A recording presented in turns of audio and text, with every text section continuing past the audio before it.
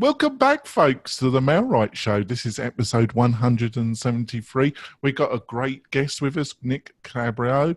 Nick, would you like to quickly introduce yourself to the listeners and viewers? Sure, yeah, of course. Thank you guys for having me very much. Excited to be here. So like you said, the name's Nick Calabro. I run a digital agency called Collaboration. We specialize in real estate professionals, from investors, agents, lenders, stuff like that. We also do other businesses as well, but kind of real estate is what we like to focus on. And yeah, so we're excited to talk about some of the tactics that we use and lead generating kind of tricks that we implement here at the company as well. That's great. And I've got my great co-host, Robert Newman. You'd like to introduce yourself to the listeners and viewers, Robert? Oh, Lord have mercy. They know who I am by now. I'm Robert. Hey, everybody. Well, they might be new, Robert. Don't be friendly, Robert. They might be new to the podcast. I would never be mean to the podcast. I just think they're sick of hearing who I am, but that's okay. I admire how casual everyone is here. It's like it's a lovely environment that you guys have created. Well, he's not going to introduce himself, so I will, new listeners. My great co-host is Robert Newman. He's the co-founder. I said co-founder. He is the founder of Inbound Marketing, which offers a load of services about SEO, specifically targeted at the real estate market. And I love that. I think we should introduce each other from now on. I really do. Right. And I would let you introduce me, Robert. No, I'm only kidding. And I'm the founder of Mailright. And what is Mailright? Mailright is a SaaS product, which basically means it has a load of technology that gets you leads with an emphasis of using the power of Facebook. So in this episode, we're going to be discussing how you combine digital marketing, i.e. online marketing, with more traditional forms of marketing in a coherent strategy to get you in front of your target audience and get those leads that you're requiring. So how are we going to start off this conversation, Nick? Which are some of the fundamentals people got to understand about merging these? Seem to be two very separate worlds, don't they, Nick? Sure, yeah. So I guess one of the big things to kind of start off with is that we have a lot of clients who sometimes are like obsessed or romanticize over the idea of physical mailers. So they kind of, we have some clients who have dropped thousands and thousands of dollars per month on mailers and stuff like this. And typically, now, although it's, mailers have worked really, really well for a long time, and they still do work. So I never want to say, I never want to crush anyone's dreams and say, no, you're wasting your money that way, because they do work. But I think the strategy has changed a lot. And this is what people don't really pick up on. They just think that, we're sending out a bunch of mailers. Like, these are going to work a lot better than Facebook ads because it's something tangible. It's something that people can actually see. And I think that it's a little confusing when you're thinking about what the actual value of these things are, because not many people that I come across, at least, are doing mailers the right way and actually tracking properly who is converting from which mailers, if they're actually working effectively, and if they're even being cost effective. So the way that you can kind of combat that is, I'll come in and say, okay, if you're dropping $3,000 a month on physical mailers and you're hitting, say, maybe 5,000 houses, that's actually probably a lot more than you would be getting with that. That same budget, you're going to be hitting exponentially more people if you're throwing Facebook ads and Instagram ads and stuff out like that. You're going to be hitting a lot more people, and you're able to track that a lot better. So really, the solution isn't to just cut one off altogether, but the solution is to kind of merge them together in a way where you can kind of create one single campaign while using Facebook advertising, all those good things like, Google advertising as well and whatnot, and mailers together. So when you're able to put those together, you're able to give the perception of like a larger brand, and you're able to kind of market yourself a lot better because people are seeing you in all these different areas. So if they see a billboard of you and then a mailer and then a Facebook ad, you seem like this super professional company. Meanwhile, you're only being perceived that way in one little town, for example. So your budget is still the same. You're not spending a ton of money because you're not going national or anything, but you seem really, really large within one small environment. Does that make sense so far? Yeah, well, I think you're saying, and I'll see if Robert agrees, is you're talking about omnipresence on a local scale. Having a strategy where the message is enforced consistently over different platforms. What do you reckon, Robert? That sounds about right to me. Right. I agree. Now, The problem with that, Nick, is that real estate agents tend to have very busy people and they have a lot of pressures on them. So they tend to fixate on one thing that's going to work, and it's going to work now. Right. How do you deal with that, and how do you build a strategy for a real estate agent around, let's say, 3,000 a month? Can you go through some of the things that you would set up for an agent to get, which is what they're looking for in the end, is quality leads, aren't they? So how do you build, and what are the meat in this strategy, basically, Nick? Yeah, for sure. So first of all, kind of like the big thing that I try to tell all my agents is that we don't try to go after leads in like the first few months. So this actually kind of goes back to one of the approaches that we take here at Collaboration is what I like to call mayor marketing, still kind of figuring out the kinks on like the actual terminology for that. But so here at Collaboration, we're a little unique in that we have actually worked with politicians in the past and everything. We've worked on campaigns and stuff like that as well. So obviously campaign marketing for someone who's running for, say, mayor or state senate, whatever it might be, it's totally different than if you're looking for leads, right? If you're running for office, you're looking for votes, and you're looking for definitely omnipresent. You're a public figure. You want to be seen everywhere. Now, the problem with that is that there's no really transaction there. You're not generating a lead. You're just plastering your face all over everywhere you can, and then you just hope that on the day of the election, people are actually coming in to vote for you based on that. So the way we actually use that in our real estate marketing is that you do want to be a public figure. So we market our real estate agents the same way that we're marketing perhaps a mayor, for example. And what that does is that if you're not looking for leads in the first month or two, and you're just kind of sharing quality video of you, you're showing the past deals that you're doing, you're showing some of the clients that you're working with, when you're doing that really, really well, and you're actually making it entertaining and you're kind of providing value and everything, at that point, 2 months, 3 months down the line, up to even a year, exponentially growing, you're going to see that the leads coming in are not going to be the kind of poor leads that you've been getting when you're just pushing out ads with lead forms, because you're not kind of just you're not just intruding on someone's Facebook feed saying, here's a listing, give me your information, let me call you. It's kind of, you're building that rapport over time. And then after that, those leads that are coming in, they're not coming at you because they stumbled across your ad because you paid for it to see them, but they're coming to you because they kind of trust you at this point. And it's been months of them seeing your ads, your mailers, your billboards, for example, your radio ads, like you said. And then at that point, they're coming to you because they're essentially a fan, not just because you're the option that popped up on their Facebook feed and, they just figure, let me just give this guy my information. I totally understand where you're coming from, but how do you deal with, you're going to get, the agent's going to say to you, well, Nick, I love you, Nick. You seem a very, I love this strategy, but I need leads like tomorrow, Nick. Right. I have, 3 months. I'm going to have to wait like 3 or maybe 6 months before some leads come in, and I'm going to be putting down $3,000 a month. Right. How do you deal with that? What they're going to say to you, Nick? So firstly, it's kind of a matter of just managing expectations. So if you are coming at it with the right strategy and you're saying, okay, we're going to see this for 3 months out and then kind of go from there and see how it's working out, that's one approach. The other way is to just kind of balance it out. So there are ways to get leads now, and there are ways to get leads a year down the line, and you can invest in all that right now. So if we have an ad budget of, say, we're working with this $3,000 model, if you have an ad budget of $3,000 a month, that can easily be split up into kind of the long tail strategy and the instant gratification strategy. So in that case, maybe we're going to drop $1,500 a month on purely transactional, kind of pushing lead generation ads. And then the other half of that budget can be spent on the long tail effect. So that way you're getting leads right away. You're kind of making everyone happy. You're bringing in revenue and everything, but you're also building that platform that's going to outlast the leads, that's going to outlast the kind of advertising lead generation model. The reason for this is that kind of the same thing. So I love talking about Zillow. The same exact thing works for Zillow. You can spend thousands. I mean, I have people that are spending like over $100,000 a year on Zillow. It's absolutely insane to me, because I say to them, if you just took that money forget about generating any leads for like 6 months. If you took that money and invested in your own platform, you're going to steal the leads from Zillow.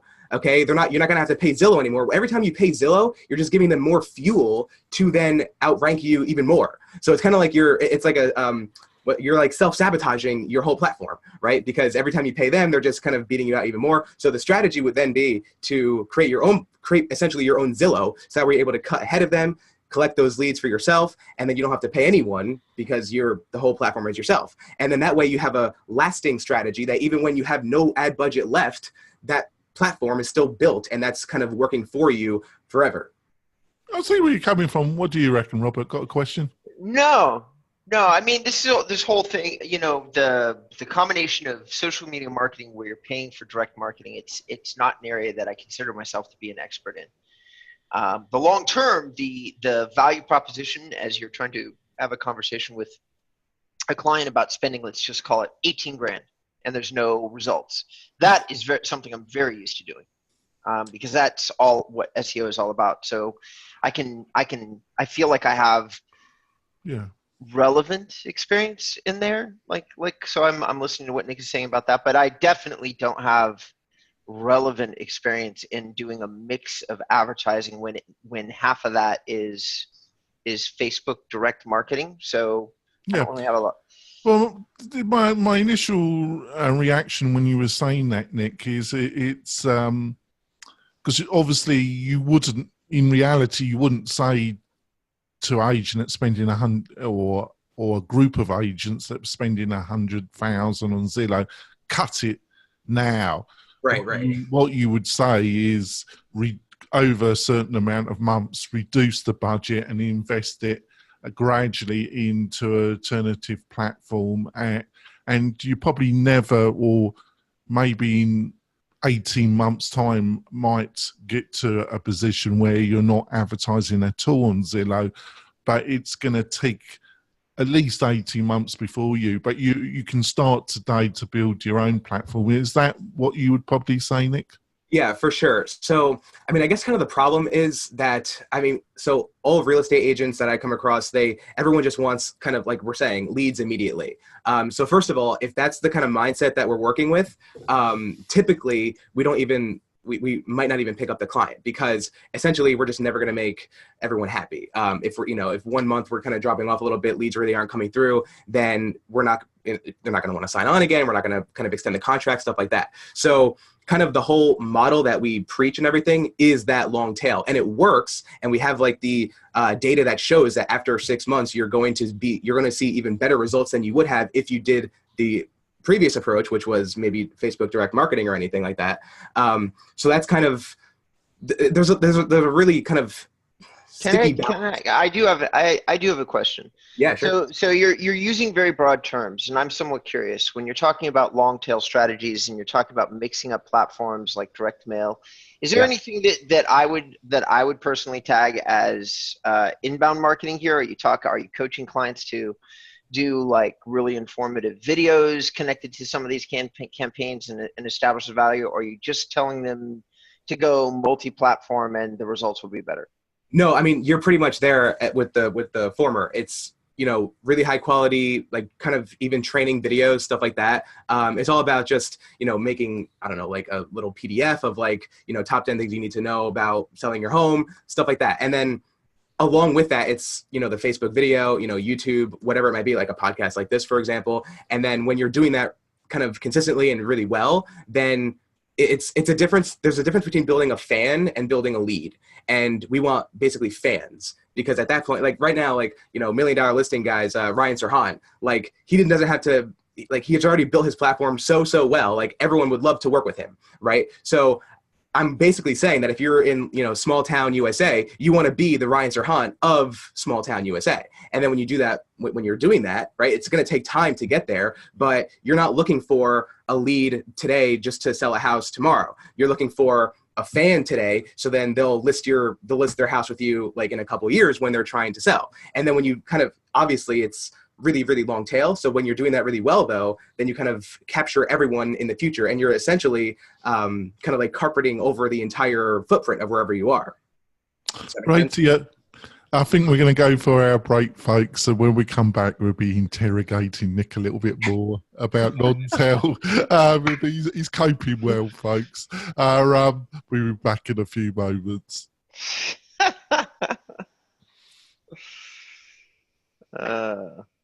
We're coming back. We've got this. We've got the strong lights. We've got the waterboard. And I think probably Robert's got a pair of pliers, but I'm not sure. No, I'm on the peace and love tip. Yeah, I love it. Yeah, it's great. It seems chilled out actually. Right. So we've managed to go through the A to Z of marketing terms in the first half of this conversation, Nick. But let's try and get a little all over the place here. I mean, I think we've gone through every, and I'm responsible for it as well. But we've managed to go through every beloved marketing term that marketers like to send their way to their clients.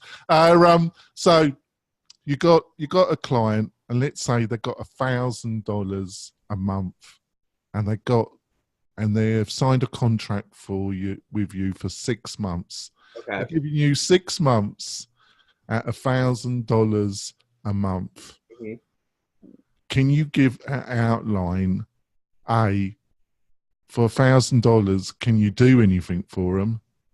B, what would be the initial 3 things you would do in those 6 months with that $1,000, and C, what kind of results can they expect? Gotcha. Okay. So is this $1,000 a month our retainer only, or is that including ad budget? Let's say that's including the ad budget as well. Okay. Sorry to disappoint you, Nick. Yeah. That's the reality.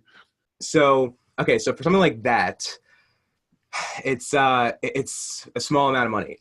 So with that, I feel like we would have to split it up kind of linearly. Maybe do if we're on for 6 months, maybe we'd do the first 3 months. I would want to get some instant gratification to the client immediately.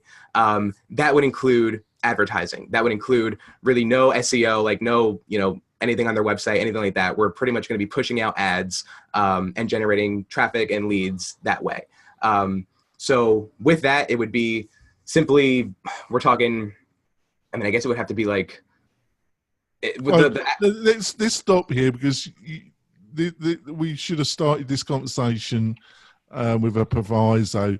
First of all, realistically, based on your experience, do you think you can do anything effectively with a client that's got $6,000 to spend over 6 months, or realistically, do they need to save up a bit more money if they're being realistic about this? Let's start off, first of all, with that question. Sure. So I think depending on where they are in their business, if like they're just starting, $6,000 is not going to cut it. Save up some more money, build up the platform a little bit more on your own, and then try to outsource some stuff. Because essentially what we're going to be doing isn't even anything that special that you can't do on your own, at least in the very first kind of stages of your company. If you're a very established agent and you kind of already have leads coming in and the money is not kind of like your whole life savings that you're throwing on marketing, and you kind of have that platform already, then we have a lot more to work with because we have kind of tracking data on your website that we can leverage. We have a Facebook audience perhaps that we can leverage. That's going to make it a lot easier to go after the target that we're looking for if you're kind of already established and not going from nothing. We've worked with some agents. So that's fair enough. So let's talk about what a real estate agent can do to get into what, let's say they're at the stage where realistic, they're going to have to do this themselves, right, before they hire you, Nick, and your team. So if you were that agent trying to get in a position where they can hire somebody like your company, what are some of the things you would do to market yourself to get into that position? Yeah, so it's all about pretending like you're a mayor, like you're running for office, and how do you kind of create that public figure persona of yourself as a real estate agent? I understand. So what are the specifics you would do? So building an audience would include things like leveraging your current network. Literally, like I want to see Facebook live videos like every day of just talking about the town that you're working primarily in, like your footprint, like talk about the school systems, talk about the government there, perhaps. Tell us about the new developments that are happening. What's the market like nowadays? Give us like market updates every week, maybe. And these can all be like Facebook Live videos. These can all be like Twitter videos, Periscopes, whatever. Let's stop there. So the videos, how long? So you're asking quite a large commitment, but let's go for it. One video a day. How long should that video be, do you think, Nick? I think if it's even 5 minutes, that's better than nothing. If it's a live video, for example, if you're doing like 15 minutes, that's solid. If you're doing like a vlog style thing, you know, make it like maybe 20 minutes. Anywhere between like the 5 and I guess 20-minute mark would be sufficient. Anything longer than that is going to be great, but you also don't want to be, you know, rattling off forever and kind of, you know, making it poor at the end. You want to make it kind of concise and valuable right away. So I would suggest at the beginning it should be short, reasonably short, because you're going to have to get yourself used to talking to an audience, really, aren't you? Perhaps, yeah. This is a huge problem that a lot of people have, is like they don't think that they're any good on video. They don't want to really perform or anything. But it's just a matter of kind of pretending that you're like with a client. Like if you're a real estate agent, you're interacting with people every day anyway. So just film that, like show us live how you're performing with your clients. And then now people know like, oh, I like the way that they're interacting with their clients. I want to work with them as well. What did you mean by interacting with your client? Do you mean in these videos they should be talking about, if they've got a client that month, that they should be talking about what they're doing for that client? Is that what you're suggesting? Literally take a client and like ask if they don't mind being on video and kind of show a house with them in it. So I have people at the company that will actually kind of perform with a real estate agent and make it look like that they're showing the house. It's kind of obviously staged and an acting kind of portion. But when you do that, when you're kind of doing that and showing, people just want to see other people doing their job. And if you are doing that well, and if you're an agent and you're showing us how you do your job and you're kind of giving us a real life sample of what you're going to do for me if I do want to sign on with you, then that's going to be huge. That's going to really make me excited to work with you or not excited to work with you. But either way, you're going to getting those answers immediately. Yeah, I follow that. So you're doing this video, let's say once a day, and let's say it's from 5 to 20 minutes, depending, and you're showing this insight about what you're doing in real estate.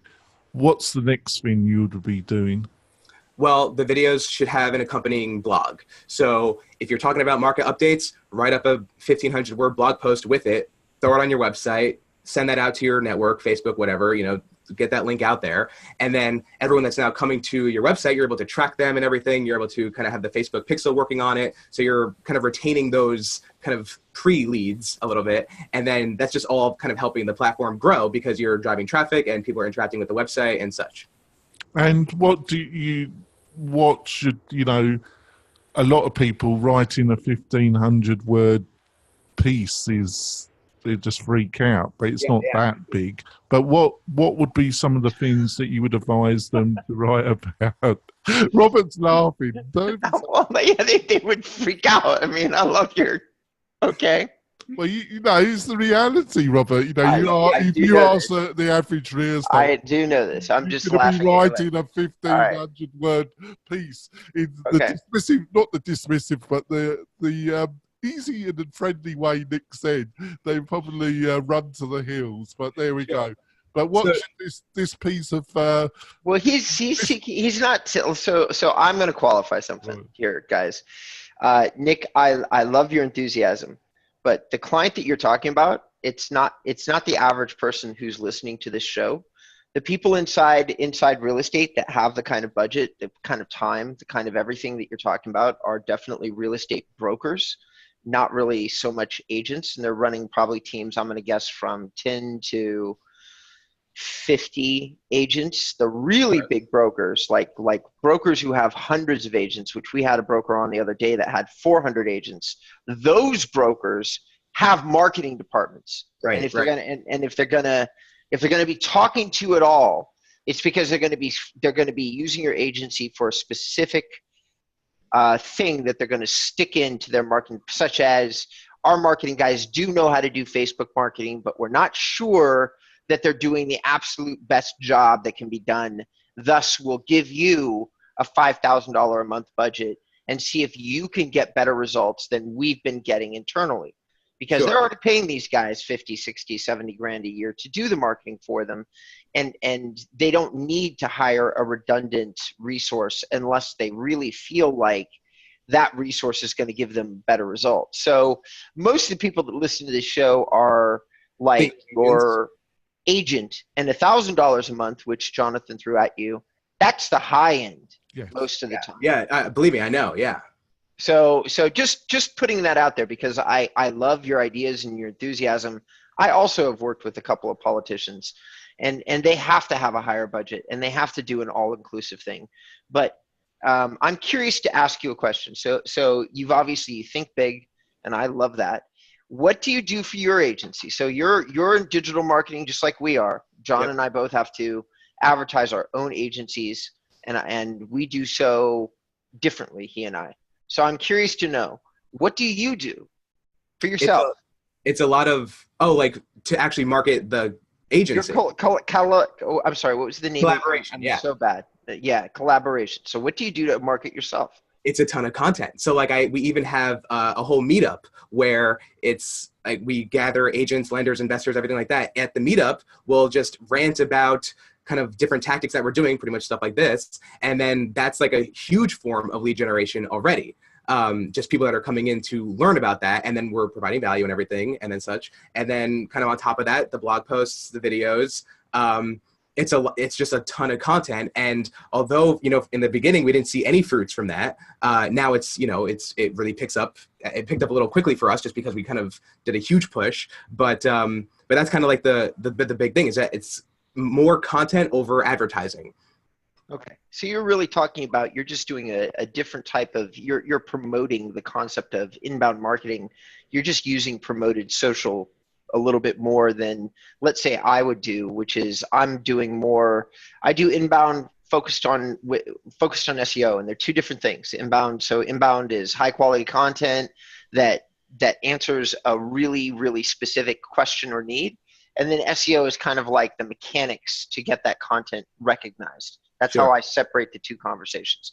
Really, what I'm hearing, and maybe I'm wrong, is that you are doing inbound, but you're more heavily leaning on social to promote the inbound message. Am I right there? So if we are doing advertisements and everything, it's kind of I'm not running ads to generate a lead. I'm running ads to build a fan. So I know I keep saying this and everything. It's kind of like getting But so if I'm running an ad, it's like, here's a 20-minute keynote that we did at the last meetup, and kind of consume our content and everything. And that way, I'm not even asking for a lead in that, but I'm just asking for someone to, I guess, recognize the company and recognize me, for example. And then at that point, that person is going to become a more valuable lead, maybe not right now, but then in the future when I keep maybe pushing that ad that's not asking for anything in return, but instead just providing value, for example. Right. No, and to being fair, we've given Nick, I've given Nick a bit of a hard time. I love this. But what Nick is describing is, and you can, our beloved audience, the reality is that you're going to have to do this to yourself initially, is that you're going to have to put yourself out there. Just as you've got to put yourself out there in the real world, you're going to have to put yourself out in the digital world. But the nice thing, what Nick is trying to point out, and I'm going to ask Nick if he agrees with what I'm saying here, is through social media, through video on Facebook, Twitter, through blogging, through social media in general, especially using video, which we discussed, I think, last week, is that you have the technology to effectively do this yourself and get yourself out there, and then get yourself into a position where you might be able to consider hiring somebody like Nick. Would you agree with that, Nick? Yeah. So, I mean, let me kind of turn the tables for a second here. Would you guys think that it's unreasonable to ask a single agent to make 4 videos a day, or 4 videos a week, and then maybe like 2 blog posts a week? Is that like an unreasonable ask, would you say? Yes. Because that's what I'm. Yeah. I'm sorry, John. I didn't even give you a chance. But go ahead. What do you want to? How do you want to respond to that? They've got to really be motivated, and they've Yeah. really got to listen to a lot of this podcast. If they're really into this podcast and they have binged themselves on the knowledge me and Robert have tried to get out there, especially Robert, they probably would understand that they really do need. But on the other hand, agents are kind of pushed in many directions during a week, Nick. So it's yes or no, basically. So we're going to wrap up the podcast now, folks. Nick, how can people find out more about you and your company? Of course. So if you head to collaboration.com, it's spelled a little differently, CALABORATION.com. You can find our agency work. We have some case studies coming up and everything, and also training programs and stuff like that. If you're in the New Jersey area, come to the Boiler Room for our meetup every Monday night. And you can follow me on at Twitter at Nick Collabs. And that's about it. Thank you guys so much for having me.